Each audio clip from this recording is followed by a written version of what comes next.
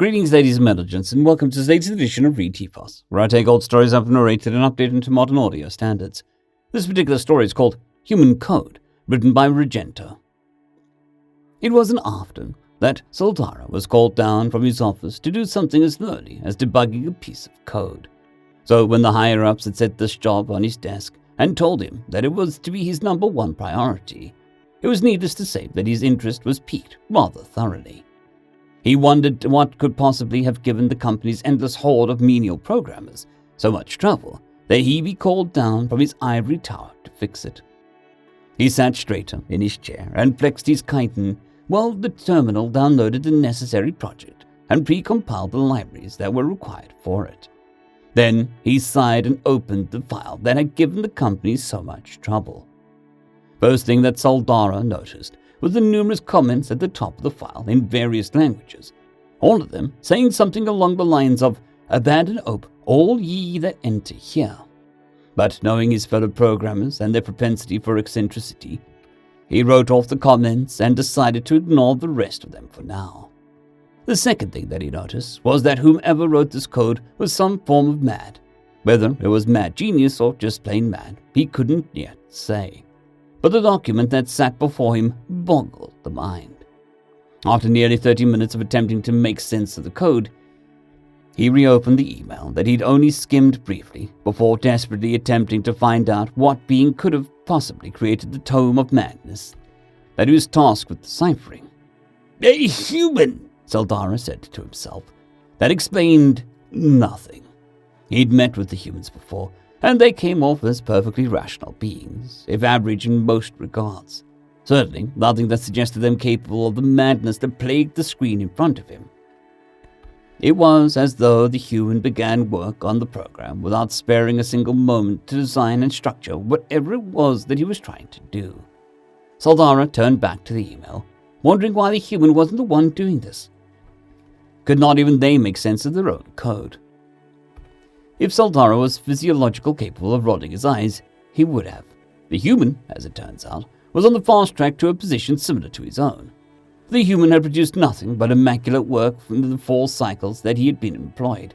In fact, this was the first time that any of his code ever needed to be debugged by anyone other than himself. But the human was passed over for the promotion and quietly left the company after securing other work.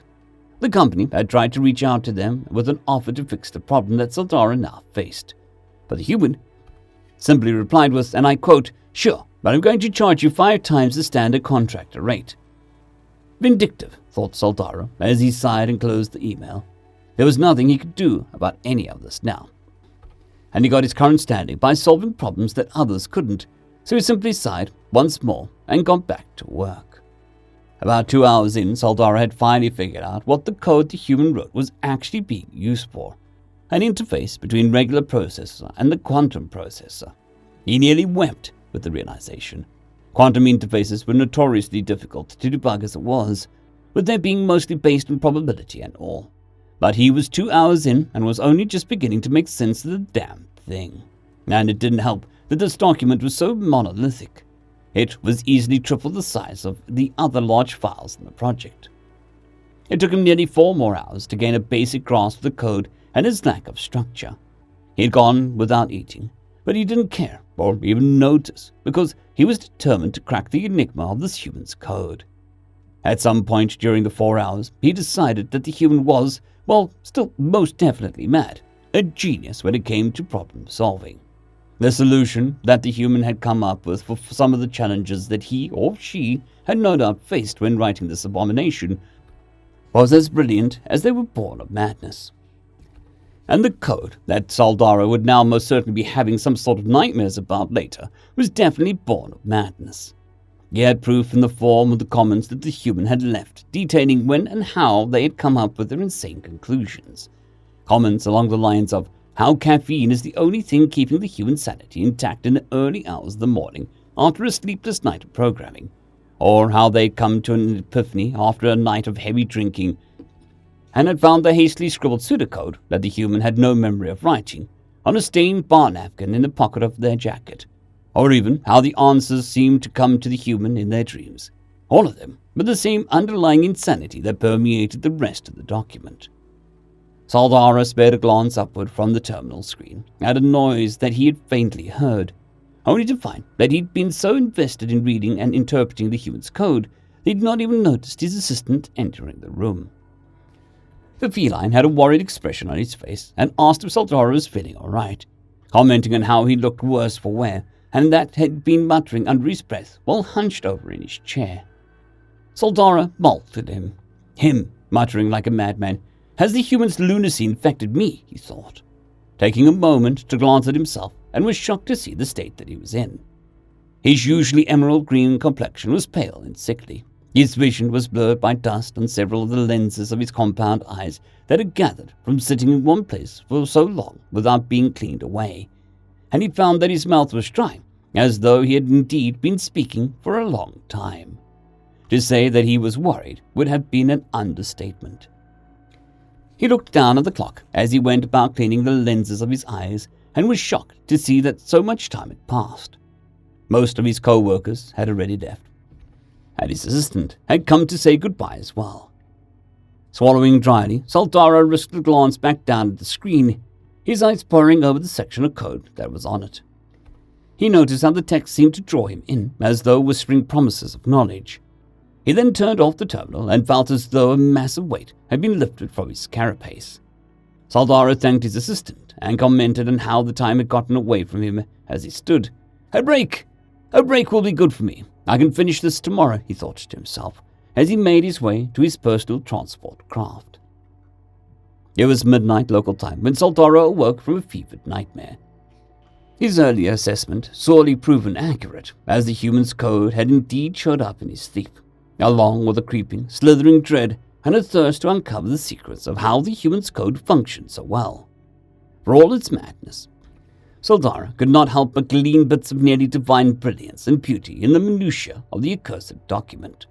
Sleep can wait, he said to nobody in particular, as he slipped out of his bed. I need answers, he added, nodding to his own statement as if to affirm his beliefs as he entered his personal transport craft. He punched in the address of the company building and let the automated systems take him there this time, freeing him up so that he could mull over bits of code that had floated in and out of his imagination. His insomnia-riddled mind touching open a kernel of knowledge that he so desperately believed he needed and causing him to hiss in pleasure as he muttered dark things about beauty in the void. As soon as Saldara had reached his office, he found that the terminal was already on, as if waiting for him, calling to him, begging him to understand, and he was willing to brave the storm of madness to find the wispy scrap of genius that was no doubt held within. He gleefully sat and resumed his work, not even bothering to turn on the lights as he began to pore over every line of code, his face much closer to the terminal than necessary as he began picking apart the human's work, prodding it from every angle in a pathetic attempt to force it to speak its secrets. He put multiple print statements between every line of code, paused its execution at regular intervals, and then even delved into the underlying frameworks and libraries that the human had used. He continued this way, throwing himself headlong into the churning whirlpool of lunacy that the human had so delicately constructed, for hours on end. Oftentimes he found himself getting close to understanding the web of order that held together all the chaos, but the more he learned, the more confused he became. The human's code was as flawless as naive fools like he'd once been would deem it mad, but the error still persisted. What had he missed? The sun had risen, and with it the rest of the city. Workers of all levels began putting themselves out of bed and into whatever state of dress or grooming was socially acceptable for their species in the workplace. Yanfa, Saldara's assistant, was one of them. He was having a wonderful morning. His wife had told him that she had bought him the ingredients that he would need to cook their mutual favorite meal. His son had refrained from practicing his calligraphy on the walls of their home, and his daughter, moody as she was these days, even saw fit to give him a morning hug. Everything was right with the world. It was only on his way into work that things began to turn odd. He checked his messages and found that he'd gotten an automated update from the office security AI. Saldara had returned to his office in the middle of the night for some reason. He had hoped his boss would take the rest of the night to get some much-needed sleep, He'd been so out of it when Yanfa had said goodbye to him.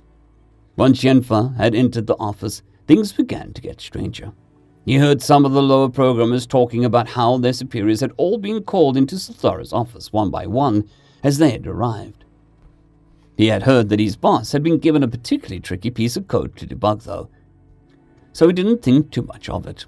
That was until he asked one of the programmers when this had been. 2 hours ago. Now he was beginning to worry.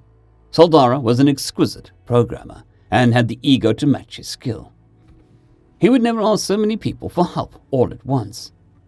When Yanfa reached the door to Saldara's office, he paused and noted the lack of light from the other side. He took a deep breath and opened the door, shivering at what he saw. The lights were off, and various bits of furniture were pushed against the windows to block out the light from the local star.